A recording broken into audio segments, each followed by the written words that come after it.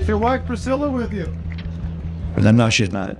Judy Garland spent her life singing about bluebirds, but she died without ever finding them.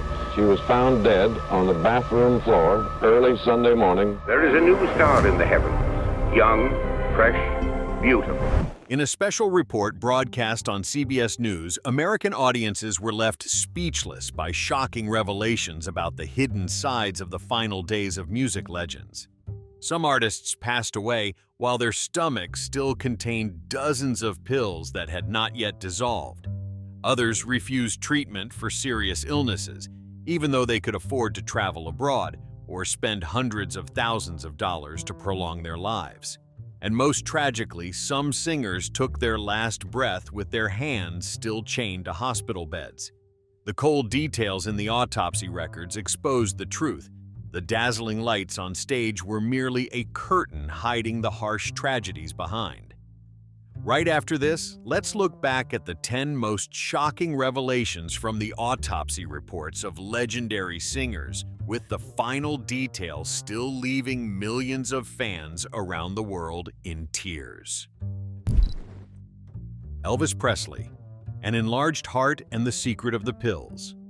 On the sweltering morning of August 16, 1977, the usually quiet Graceland mansion in Memphis was shaken. Ginger Alden, Elvis Presley's fiancée in her early 20s, turned pale when she found him lying motionless on the bathroom floor. The young woman screamed in panic while trying to shake him awake, but his heavy body showed no response. Minutes later, the sound of an ambulance siren echoed across the estate as Elvis was rushed to Baptist Memorial Hospital.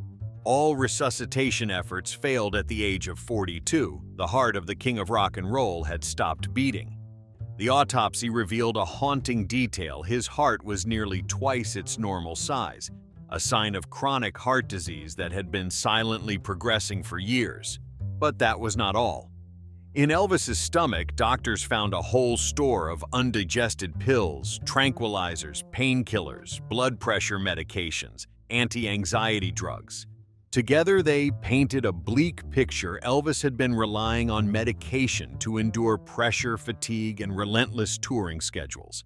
Close associates revealed that since the early 1960s, Elvis had grown accustomed to using pills to keep himself going. A backstage worker in Las Vegas recalled one incident when Elvis collapsed in the dressing room, and only after swallowing a handful of pills was he able to drag himself on stage and perform as if nothing had happened. Few could imagine that behind the stage lights and cheers was a body so worn out it had to borrow strength from drugs. The truth became even more bitter when people recalled Elvis's personal scandals. He was once criticized for his relationship with Priscilla Beaulieu when she was only 14, while he was already a superstar. Though the two later married, the story left a stain that forced Elvis to face public pressure repeatedly. Some journalists analyzing his death argued that the scandals combined with loneliness had driven him deeper into drug dependence as a temporary escape. The autopsy also revealed a string of other medical conditions the public barely knew about: hepatitis, severe hypertension, chronic digestive disorders. On certain days, Elvis could not perform without taking laxatives. The man who once rocked the entire world was, in truth, living with silent physical pain weighed down further by the mental strain of scandals, broken marriage. The death at Graceland closed a golden chapter, but also opened a flood of rumors. Many details in the file were sealed, sparking speculation had Elvis truly died. Throughout the 1980s, the Elvis is alive. Theories spread everywhere, from barroom chatter to late-night TV shows. Some swore they saw him in Michigan. Others claimed to spot him at a Texas airport. Though never proven, these rumors became an inseparable part of the Elvis Presley legend. While the public was still shaken by the secrets surrounding Elvis Presley just 3 years later, the music world witnessed another shocking tragedy: 4 gunshots in New York that ended the life of a legend named John Lennon. John Lennon, the secret behind 4 fatal bullets. In the late 1970s, John Lennon lived what seemed like a peaceful life away from the spotlight. He spent much of his time with Yoko Ono and their son Sean, enjoying family life in their luxurious apartment at the Dakota Building in Manhattan. Yet, behind the image of a man seeking peace away from fame were conflicts, pressures, and even hatred from those obsessed with his stardom. On the night of December 8, 1980, a heartbreaking event shook the music world. Mark David Chapman, who had asked for John Lennon's autograph just hours earlier, opened fire as Lennon and Yoko Ono approached the entrance of their Dakota apartment. Lennon collapsed into his wife's arms and was rushed to St. Luke's Roosevelt Hospital, only a few blocks away. However, doctors, including Richard Marx, confirmed the blood loss was too severe. Resuscitation attempts failed. The medical report stated that chest and aortic injuries had made survival impossible. What intrigued the public was that the full autopsy report was never released. Authorities only issued a summary withholding many details. Rumors exploded. Why were the specifics of such a shocking case kept secret? Some veteran New York journalists suggested the file might contain controversial details about the weapon shooting distance or wound positions, elements that could fuel suspicions. Chapman had not acted alone. It was no surprise conspiracy theories erupted. For years, Lennon had been a thorn in the side of the U.S. government. With anti-war anthems like Give Peace a Chance and Imagine and close ties to left-wing activists, he was placed under FBI surveillance. Declassified files later confirmed that President Nixon once considered Lennon a national security threat and even sought to deport him. This fueled the belief that Chapman was merely a pawn in a larger plot to silence Lennon permanently. The autopsy also revealed that Lennon's health before his death was not as good as the public imagined. He suffered from severe stress. Constant smoking had weakened his lungs, and traces in his blood suggested he may have used mild sedatives to fight chronic insomnia. Doctors explained this was common among artists under heavy pressure, but for Lennon, a symbol of freedom and defiance, this truth was especially heartbreaking. Lennon's personal life also left lasting echoes. In the 1960s, he was rumored to have clashed with Paul McCartney, gotten drunk and brawled in Hamburg bars, and had complex love affairs before Yoko Ono, all sparking controversy. Combined with his outspoken political critiques, Lennon became both idolized and hated. When he fell, his personal history became fuel for countless conspiracy theories. Instead of closing the case, John Lennon's autopsy became a focal point of mystery. 4 bullets not only ended the life of a musical genius, but also silenced a fiery chapter of America's anti-war movement. While New York was still grieving his funeral, the UK was soon shaken by another tragedy: the sudden passing of a famous musical theater star in her London apartment, leaving unanswered questions. Judy Garland, a life bound by sleeping pills. Since adolescence. Amid the sweet melodies of Somewhere Over the Rainbow, few could have imagined the shadows haunting Judy Garland's life. The image of Dorothy in The Wizard of Oz 1939 captured the world's heart. But off-camera Judy was just a 16-year-old girl forced into Hollywood's harsh regime.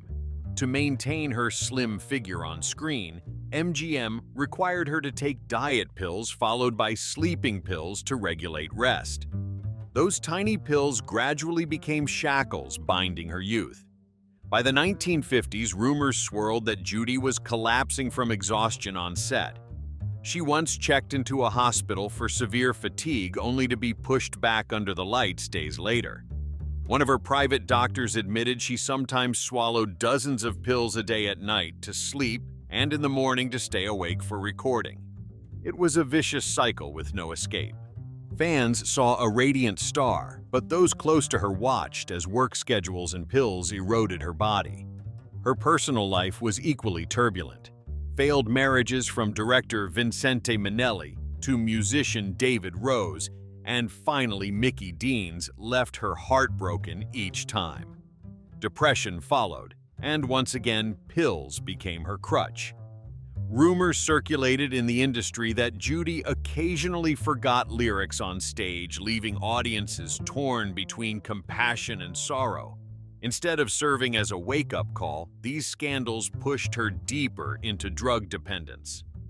On the morning of June 22, 1969, in her luxurious Belgravia apartment in London, Judy Garland's tumultuous journey ended.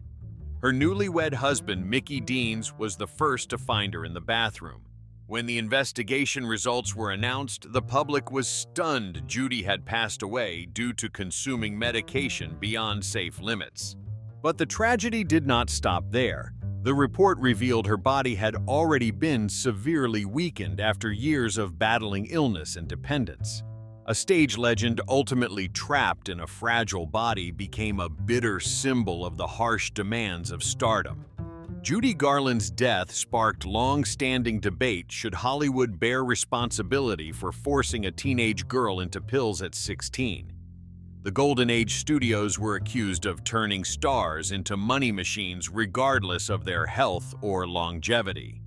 Fans around the globe felt both grief and outrage, realizing that the stage lights had been powered by an unbearably high cost. Judy Garland did not just pass away at 47, she became a symbol of an entire generation of actors drained by the entertainment industry. As London mourned in tears just years later, Europe was shaken again by Bing Crosby's sudden death on a golf course in Madrid, opening yet another mysterious chapter in music history. Bing Crosby, a heart stopped. After a golf swing, lungs worn down by cigarettes. For generations, Bing Crosby was the epitome of elegance. The gentleman with a warm baritone voice who made White Christmas the best-selling song in history.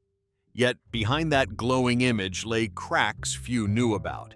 Beneath the suits, his body was quietly deteriorating from a lifelong habit smoking.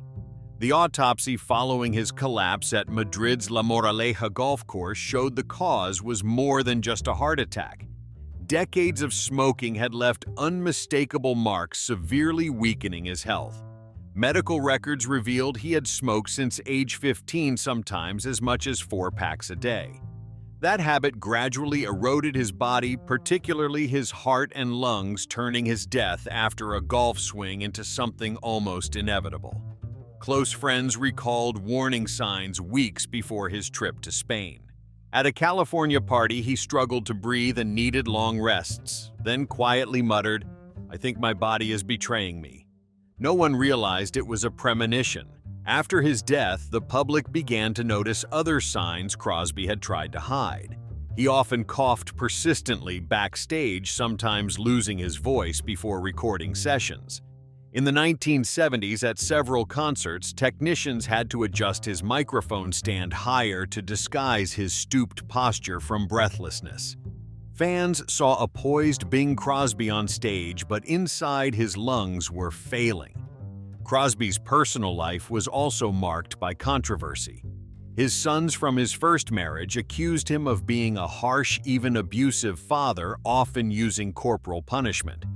These allegations spread across Hollywood, tarnishing the gentle musical image with the shadow of a strict parent. After the autopsy revealed his severely damaged lungs, many wondered, did family tensions along with the pressure of maintaining a perfect public image drive Crosby to cigarettes as an escape?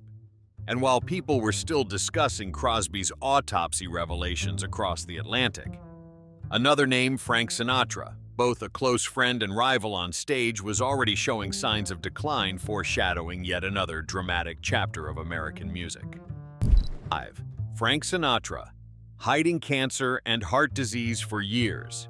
Before we get on with the big one, I'd like to take this opportunity to level, you might say, to speak for just a second to us, we in the picture business. Frank Sinatra, the golden voice of America, who moved millions with My Way and Strangers in the Night, spent his final years secretly battling illness. Only when he passed away at Cedars-Sinai Medical Center in 1998 did the autopsy reveal the full truth: severe heart disease, bladder cancer, chronic pneumonia, and other long-term conditions. Shockingly, Sinatra had known about his health issues since the early 1990s. His personal doctor repeatedly urged him to go public for proper treatment, but Sinatra insisted on keeping it hidden. A nurse who cared for him once recalled him whispering, "The audience will remember my voice, not the image of a sick old man." His silence meant fans never knew. They only saw a strong stage presence while his body quietly deteriorated. Rumors about Sinatra's health had surfaced in 1994 after he collapsed mid-performance in Richmond. At the time, the press reported only fatigue from touring, but the autopsy confirmed it was a clear sign of an overworked heart. Heart disease, cancer, and lung infections were not sudden, they had built up over many years. His lifestyle scandals also played a role. Throughout his career, Sinatra was infamous for heavy drinking, constant smoking, and all-night parties with friends in entertainment. Band members recalled concerts where he drank whiskey while singing, claiming it helped him find his groove. These habits directly damaged his lungs and bladder while straining his heart.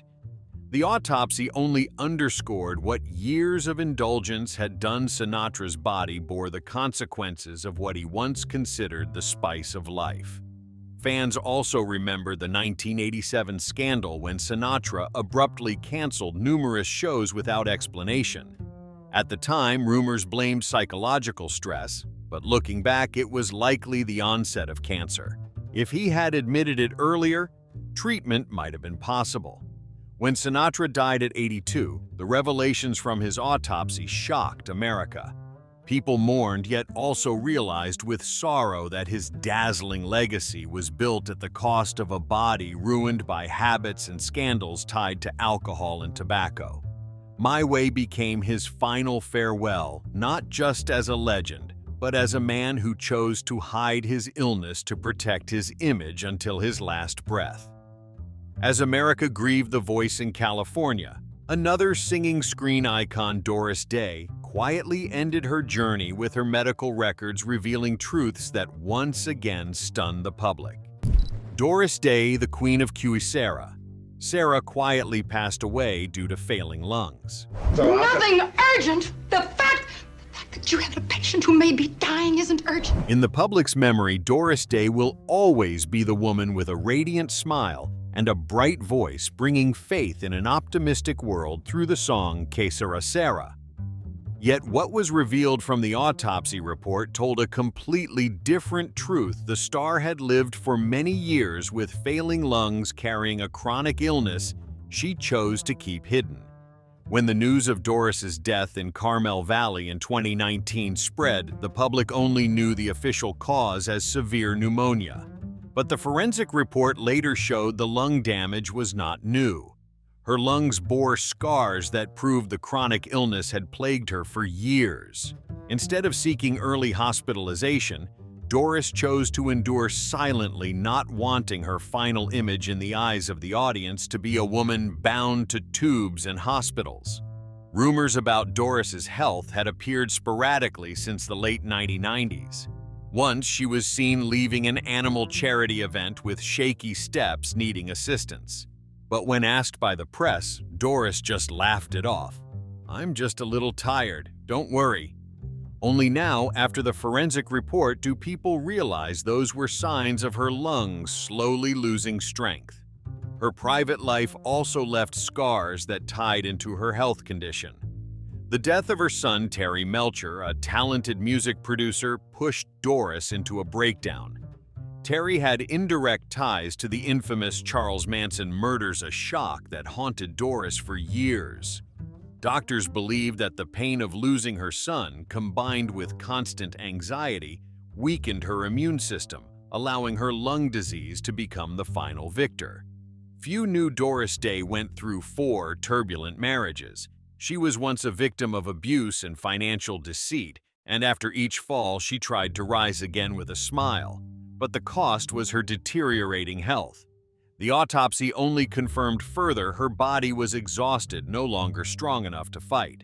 In the years before her death, Doris had nearly disappeared from Hollywood, appearing only occasionally in animal protection activities, her greatest passion outside music. At the time, the public wondered why she chose seclusion. Now they understand, not only because of personal grief, but also because she wanted to hide the truth that the body that once lit up the screen had been ravaged to the end by lung disease. Doris Day chose to leave quietly, just as she lived in her final years. But the forensic report only deepened the public's compassion behind the symbol of optimism. Was a woman silently enduring illness and personal tragedy, closing her journey in silence. Gene Kelly, the Strokes ignored, and the cost of an invincible image. In February 1996, the news that Gene Kelly had drawn his last breath at the age of 83 stunned Hollywood. The man who once danced joyfully through endless rain in Singin' in the Rain, the symbol of vitality and optimism, ultimately passed away from an illness he had quietly battled for years. Medical records and the autopsy later showed that his death was anything but unexpected. Before that, Kelly had suffered 2 minor strokes in 1994 and 1995. Doctors warned that his brain arteries were severely hardened with an extremely high risk of recurrence, urging him to undergo long-term hospitalization and lifestyle changes. But Gene refused everything. He feared that audiences, those who always saw him as strong and robust, would have to face the truth that their idol had grown old and weak. His third wife, Patricia Ward, recalled, "He was obsessed with never letting anyone see him bedridden." For Gene, losing his image was scarier than illness itself. The final autopsy confirmed that Kelly's arteries had been hardened for years. This meant that even when he stood on stage to receive the American Film Institute's Lifetime Achievement Award in 1995, he was already carrying a ticking time bomb in his head, unbeknownst to the audience. The revelation shocked the public. How could a man once seen as invincible choose to ignore medical warnings? Rumors about Kelly's life resurfaced after his death. Within the industry, people whispered that Kelly was extremely strict with himself, obsessed with the image of the musical hero to the point of never allowing himself to appear vulnerable. Some colleagues revealed that even when he suffered chest pain or dizziness during late-life rehearsals, he suppressed it, joked, and moved on. That perfectionist nature, once the reason for his legendary status, ironically became the cause that worsened his illness. His turbulent love life also tied into his health. Famous for being charming, Kelly had complicated relationships and stormy marriages. Biographers suggested that emotional turmoil, combined with the pressure of maintaining his perfect man image, left him constantly stressed. Chronic stress, along with aging, contributed to the progression of cardiovascular disease and triggered the series of strokes. The public felt both sorrow and anger upon learning the truth. If Gene Kelly had listened to medical advice, he might have had a few more peaceful years with his family. But he chose to sacrifice his health to preserve his image, a choice that built his legend but was unbearably harsh. Nat King Cole, lungs blackened by 3 packs a day. Nat King Cole's voice was once described as silky sweetness, smooth enough to touch the hearts of the world. Yet behind those timeless melodies was a harsh reality. His body was destroyed day by his smoking habit since the first days in the studio. Cole believed smoke made his voice thicker and more alluring, even once saying in an interview, "I need smoke to make my voice deeper." On February 15, 1965, at St. John's Hospital in Santa Monica, Nat King Cole passed away after a long battle with lung cancer. He was only 45 with a career still blazing, leaving immeasurable grief for fans. His death was a stark reminder of the heavy toll of long-term smoking and marked a profound loss for world music. Few knew that the twists of Cole's personal life were the very reasons that bound him to cigarettes. In the 1950s, he became a victim of racism, once thrown out of hotels and even attacked on stage in Birmingham simply for being black. These shocks left deep psychological wounds, pushing him to chain smoke, as a way to calm himself and maintain confidence before white audiences. Friends recalled that after each humiliation, Cole would sit quietly in a corner smoking one cigarette after another as if smoke could mask his pain. His first marriage to Nadine Robinson ended quickly, while his second marriage to Maria Hawkins was filled with turmoil, leaving him even more drained. Instead of seeking medical help, Cole made cigarettes his companion. These personal upheavals fueled his destructive habit, something the autopsy confirmed too clearly. Even in his final months, Cole insisted on recording the album LOVE. Medical records showed he needed oxygen support to breathe, but once in the studio, he would take it off, refusing to let audiences hear a weakened voice. A technician recalled, he'd finish a song, then quickly turn to breathe oxygen, then continue. It was as if he refused to admit death was near. Nat King Cole's death shocked fans. A singer who sang of love and hope ultimately passed away with lungs destroyed by a habit born of personal pain. The autopsy turned his story into a bitter testament to how private tragedy can directly lead to health tragedy. Billie Holiday passing away with handcuffs on a hospital bed. They killed the lady and they knew it. That sentence was repeated after Billie Holiday's death as a bitter accusation against the forces that drove her to her end. When she was admitted to Metropolitan Hospital in the summer of 1959, Billie was no longer the radiant Lady Day. The autopsy showed her liver was completely destroyed, her heart weakened, her lungs severely damaged. Yet even then, police ordered her to be handcuffed to the hospital bed, treating her more as a criminal than as a music icon. The painful image appeared on the front page of the New York Daily News, sparking outrage. How could a singer who once sang of freedom be forced to die in chains? But her death was not only about illness. Billie Holiday's private life was full of fractures that contributed to her tragedy. Violent relationships, jealous fights, and lonely nights in hotel rooms pushed her toward alcohol and drugs as an escape. Forensic reports confirmed her liver and blood vessels bore the marks of years of damage, the result of self-destructive habits born from scandal and heartbreak. On top of that, Holiday was tracked by the FBI for nearly 2 decades as her song Strange Fruit was deemed dangerous. Declassified files later revealed she was repeatedly entrapped, arrested, and that this suffocating surveillance kept her in constant fear. Researchers believed this psychological pressure accelerated her illness, turning her frail body into fertile ground for liver and heart disease. Rumors from her final years even said Billie begged to have the handcuffs removed so she could die peacefully, but police refused. Whether true or not, the forensic report told the story she died at 44 alone, exhausted, treated as a criminal while the world was still enchanted by her voice. Dean Martin refusing cancer treatment and passing away on Christmas night. In her memoir, Memories Are Made of This, Deanna Martin remembered her father sighing and whispering, "I don't want people to remember me with tubes and hospitals. Let them remember the voice, the smile, and the glass of wine in my hand." That sentence became a heartbreaking prophecy for the end of one of America's greatest icons. In 1993, at Cedars-Sinai Medical Center in Los Angeles, Dean Martin was diagnosed with lung cancer.